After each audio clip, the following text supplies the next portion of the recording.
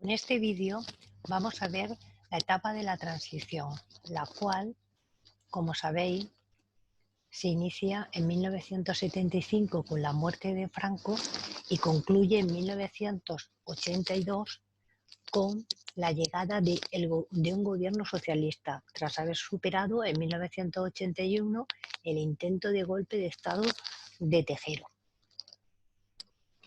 Para explicaros este tema, vamos a seguir un pequeño guión.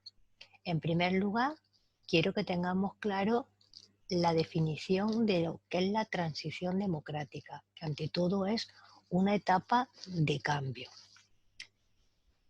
A continuación, analizaremos acontecimientos clave que se desarrollan en esta etapa, hasta llegar a la Constitución de 1978, que va a suponer un gran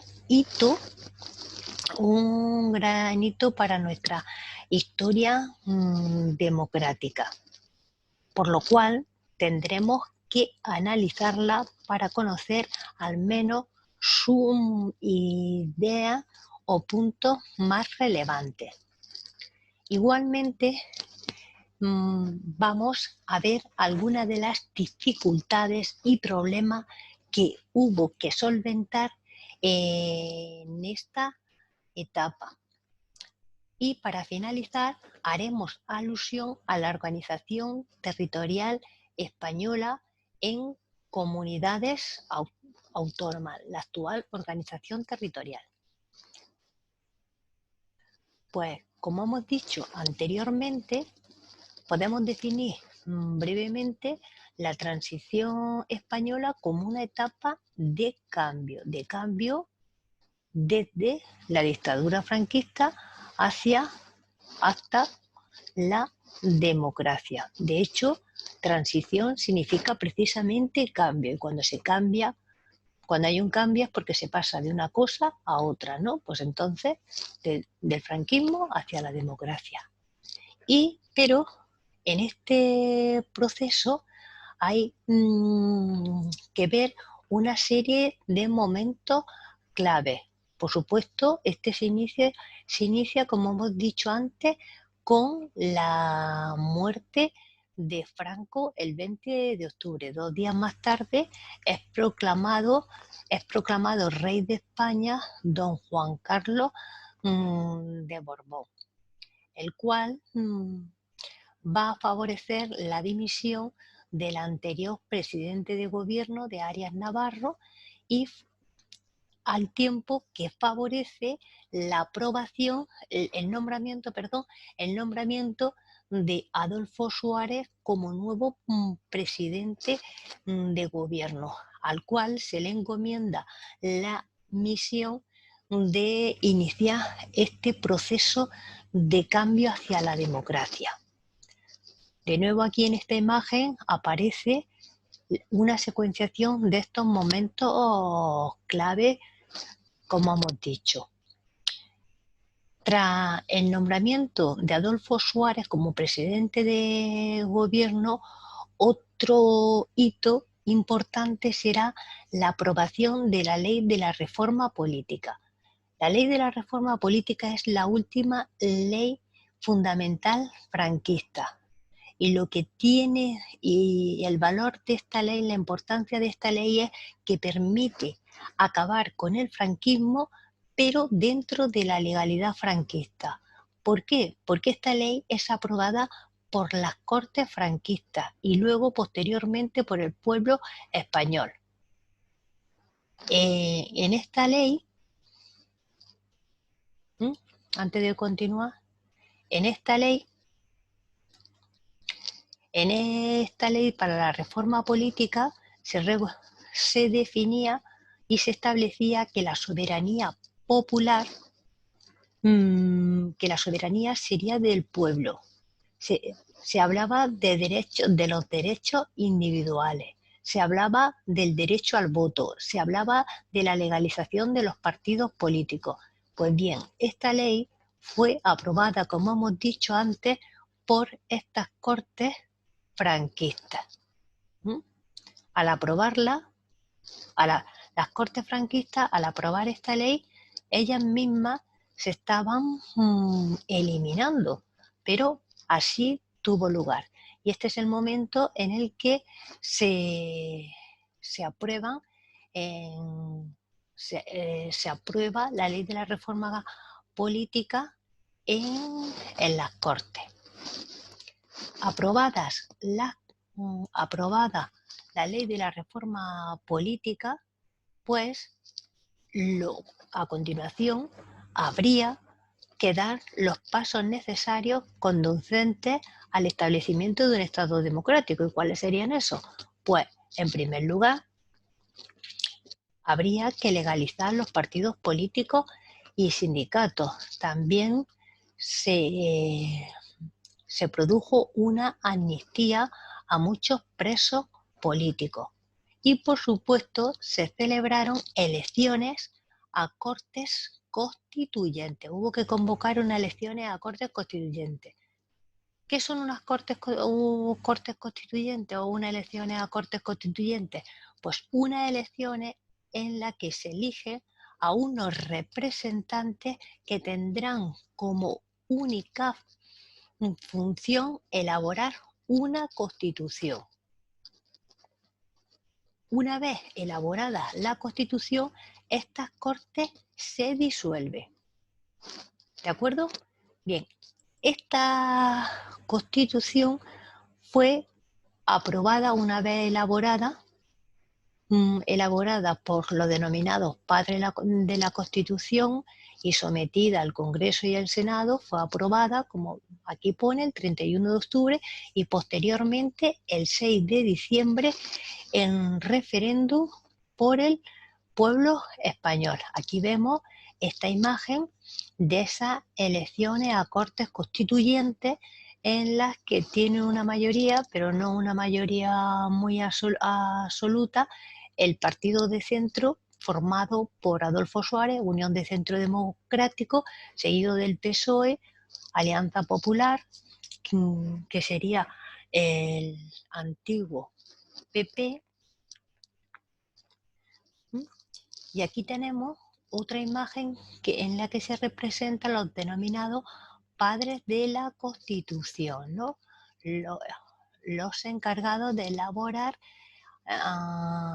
el proyecto de Constitución. ¿Veis? Lo importante, fijaos en esta figura y las siglas que representa de la UCD, Alianza Popular, PSOE y el Partido Comunista y también de la minoría catalana, Miguel Roca, los nacionalistas. He querido también mostrar una papeleta del referéndum que se celebró para aprobar la Constitución del 78. Como digo, un referéndum no es lo mismo que una elección. En el referéndum, ¿veis? Es una consulta y se hace una pregunta y la respuesta o sí o no. Aquí esta imagen también que hace una breve alusión a los puntos más importantes de la Constitución de 1978. Nos expone que es fruto del consenso, que se define España como un Estado social y democrático de derecho, que el poder lo tiene el pueblo, la soberanía nacional, que la forma de gobierno por la que se apuesta es la monarquía parlamentaria, que hay una separación de poderes, ejecutivo, legislativo y judicial, y fue aprobada, como vemos, en referéndum el 6 de diciembre, fecha que se conmemora ese hecho. Aquí, de nuevo, esto es repetir lo que acabamos de decir, pero es el texto tal cual vosotros lo tenéis en vuestro material. Muy importante que hagamos referencia al que se reconoce el sufragio universal, que se deja abierta la posibilidad a que se constituyan comunidades autónomas y la división de poderes. otro esquema de los puntos básicos de nuestra Constitución, Estado democrático, porque son los ciudadanos los que eligen a sus representantes de derecho, porque todas las instituciones y ciudadanos tienen la obligación de cumplir las leyes y, por supuesto, la Constitución, que es la norma más importante, las principales instituciones y la organización territorial, haciendo alusión clara a las comunidades autónomas. Nos vamos a detener un poco más en la división de poderes, ¿no? Que es uno de los requisitos básicos de un Estado democrático. Si no hay división de poderes, sí, no podemos calificar a un Estado como democrático. El poder ejecutivo lo desempeña el gobierno, que está formado por el presidente del gobierno y los ministros. El poder legislativo, las Cortes, Congreso o Parlamento y Senado. Y el poder judicial, los jueces y magistrados, jueces y tribunales. Pues bien, el gobierno dirige la política en general, ¿no? Es el encargado de ejecutar, de aplicar, de hacer cumplir las leyes. Pero la elaboración de las leyes debe de nacer de las Cortes. Y el Poder Judicial es el que administra la justicia, es el encargado también de velar por que se cumplan esas leyes. En esta diapositiva quiero reflejar, aunque sea brevemente, las dificultades que hubo que solventar en esta etapa también complicada, porque hay que tener en cuenta que aunque gran parte de la población española ansiaba un régimen democrático, también había una parte de la población que era más reacia al cambio. Y también pesaba el miedo y el recuerdo de otras etapas como habían sido la República y la Guerra Civil. Pues bien, en ese ambiente un poco crispado y un poco complicado, las acciones de ciertos grupos terroristas vienen a complicar aún más las cosas. Grupos terroristas tanto de extrema izquierda como pueden ser la ETA y el Grapo, pero también de extrema derecha. Un momento especialmente delicado fue la legalización del PC, porque había una gran oposición por parte de las Fuerzas Armadas y por parte de ciertos grupos a la legalización del Partido Comunista. De hecho, esta legalización hubo que hacerla con el máximo sigilo. Hasta tal punto esto es así que se va a producir en plenas vacaciones de Semana Santa, un sábado de gloria, y esto va a tener también sus repercusiones. Y aquí vemos imágenes de esto, de la ETA, y esa mención a los distintos organismos o asociaciones terroristas que van a cometer atentados, extorsiones, atentados contra, sobre todo por parte de ETA, contra los militares, políticos, etcétera, y que vienen a crispar aún más y acentuar el malestar de las fuerzas armadas. Y por último, también hubo que solucionar el problema de la crisis económica que padecíamos, la crisis de 1973, que aún estaban presentes sus efectos negativos.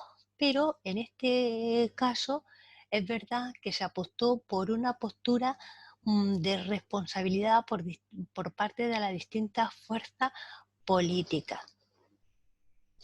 llegándose a un acuerdo, los tan conocidos como Pacto de la Moncloa, que ahora veremos. ¿Veis? He querido también añadir estas imágenes que muestran aquello que os he comentado anteriormente, como la reacción, cómo reaccionan ciertos grupos ante la legalización del partido comunista. Precisamente el ministro de la Marina dimite nada más saberse la noticia. Y aquí también vienen representados algunos grupos de extrema derecha que van a cometer igualmente actos violentos que generarán un clima bastante tenso. Y aquí los tan conocidos pactos de la Moncloa, que son unos acuerdos por parte del gobierno, la oposición, todos los grupos políticos, sindicatos y patronal y empresarios viene a ser lo mismo.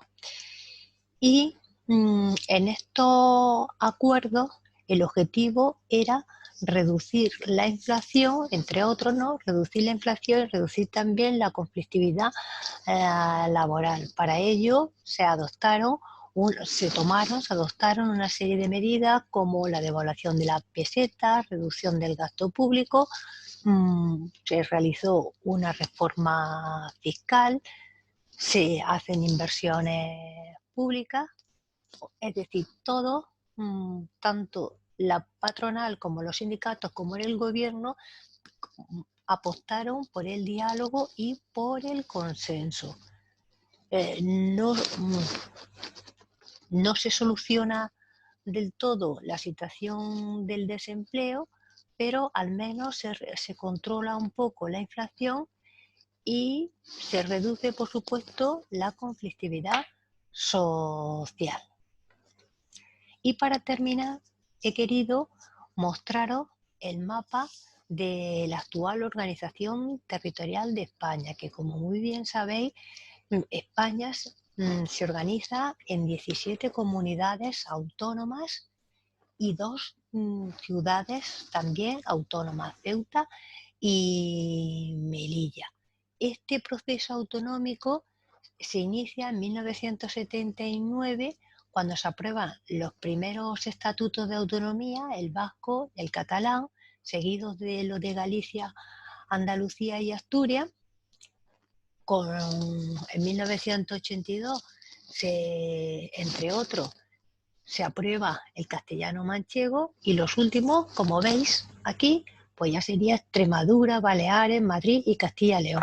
Y finalmente, en 1995 es cuando se aprueban los estatutos para Ceuta y Melilla. En el mapa viene indicado la fecha concreta en la que se aprueban esos estatutos de autonomía, así como dónde está situada la capital de cada una de las comunidades autónomas. ¿Veis?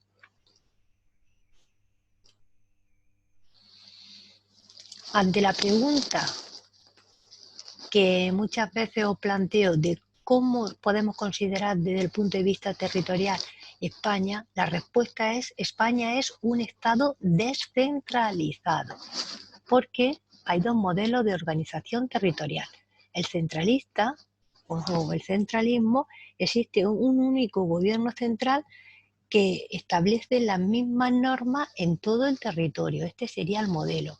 Pero, como bien sabéis, en España, además de un gobierno central, existen las comunidades autónomas que tienen sus propios órganos de poder y asumen sus propias competencias. Entonces, al haber comunidades autónomas, pues no podemos decir que España sea un Estado centralista, es descentralizado.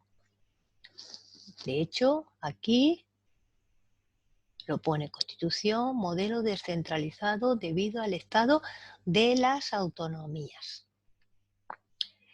Y para finalizar, quiero que recordemos qué competencia puede asumir ¿Qué competencias pueden asumir las comunidades autónomas? Que hay un amplio abanico de competencias que pueden asumir, como educación, sanidad, transporte, ordenación del territorio, medio ambiente, incluso algunas tienen su propia policía autonómica, todas las que quieran, menos las que exclusivamente asume el gobierno central, como sería la defensa nacional, es decir, el ejército. Ejército no es lo mismo que policías autonómicas, ¿no? Y las relaciones con el exterior, la política monetaria y, por supuesto, también el comercio exterior. Pues con esto finalizamos el tema.